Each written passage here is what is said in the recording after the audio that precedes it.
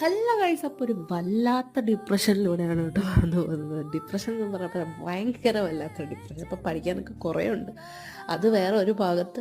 പിന്നെ ഇപ്പോൾ വിച്ചു ഇവിടെ ഇല്ല, എക്സസൈസിന് പോയേക്കാണ്. അപ്പം നമ്മൾ തന്നെ എല്ലാ കാര്യങ്ങളും ഇങ്ങനെ ചെയ്യുമ്പോൾ ഉള്ള ആ ഒരു ഇതുണ്ടല്ലോ, അങ്ങനെ ഞങ്ങൾ പുറത്ത് പോയി, ഞാനും സ്നേഹം കൂടെ പുറത്ത് പോയി.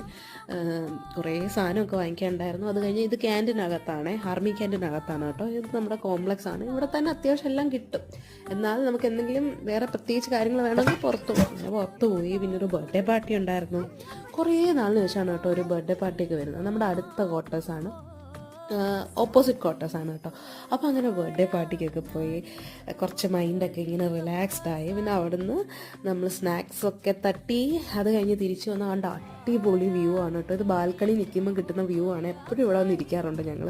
അങ്ങനെ കുറേ പേര് നടക്കാനൊക്കെ പോകുന്ന കാണും. പിന്നെ വന്നിട്ട് വിളക്കൊക്കെ കത്തിച്ച് നാമൊക്കെ ചെയ്യും. അപ്പം അത്രേ ഉള്ളൂ. ബാക്കി